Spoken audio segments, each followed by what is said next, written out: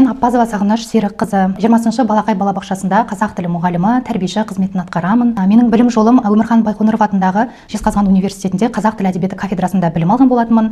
Ары қарай тәрбиешілік білімді де алдым. Ал еңбек жолым менің балақай бөбекжайында өз орнын тапты. Менің еңбек өтілімім 9 жылға таяп қалды. Білімім жоғары, педагог модератормын. Бала тәрбиесімен айналысу қызығы мен қиындығына тоқталсаңыз. Бала деген ол өмірдің қызығы ғой. Маған жеке өз басыма баламен жұмыс жасаған ұнайды. Себебі бала деген адам баласына өте жақсы энергия беретін кішігірім өсіп келе жатқан тұлғалар. Әрине қызығы өте көп. Мен балалардан жақсы энергия аламын, махаббат аламын.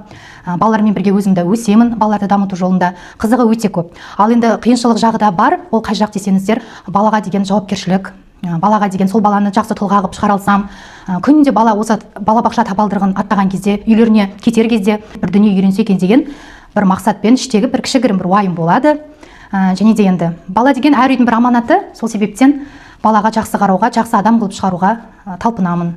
Жалпы күнделікті енді тәрбиешінің бір күндік жұмысына тоқталасыз ба? Бізде тәрбиешілердің еңбек уақыты жұмысқа келгеннен таңғы 7:30-да жұмысымыз басталады. Яғни оған дейін келіп, залаймыз тобымызды, терезе ашамыз, кварц қоямыз дегенде, оның барлығы балалардың денсаулығын нығайту мақсатында, қорғау мақсатында. Ары қарай 7:30-да біздің ата-аналар сүйікті бөбектерімізбен келе бастайды. Ол балаларды қабылдап аламыз дегендей. Ары қарай біздің таңғы жаттығуымыз жасалынады балалармен. Қызықты қылып өткізуге тырысамыз.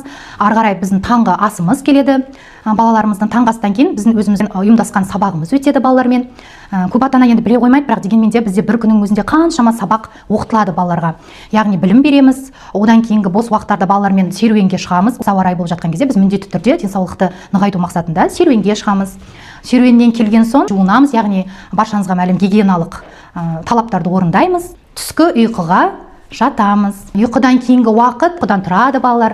Өзі арнайы жаттығулары жасалынады балаларға. Бесінгі ас дейді ғой. Оны ішеміз, одан кейін кешкі асымызды ішеміз балалармен. Оның арасында да міндетті түрде балалармен жеке жұмыс, топпен жұмыс, әртүрлі дамытушылық, түстен кейінгі жұмыстар орын алады. Жалпы бір топта неше тәрбиеші және көмекші бар? Бір топта 24 бала, 2 тәрбиеші жұмыс жасайды. Яғни ауысым бойынша бірінші ауысым, екінші ауысым, ал тәрбиеші көмекшісі, ол кісі, бір-ақ кісі өзі талапқа сай осы 3 маман жұмыс жасаймыз топта. Жалпы енді жұмысыңызға өзіңіздің көңіліңіз тола ма? Мен жұмысыма өзім көңілім толады. Өте қатты ризамын. Балалармен жұмыс жасағанды өте қатты жақсы көремін. Жалпы бұл мамандықты таңдауыңызға не түрткі болды? Мамандықты таңдауға маған түрткі бала кезеңгі негізгі арманым ұстаз болу, мұғалім болу, қазақ тілі маманында болып жатырмын. Ары қарай балалармен тығыз жұмыс жасау үшін тәрбиешілікке де бет бұрдым. Негізгі балаларға деген махаббат деп ойлаймын.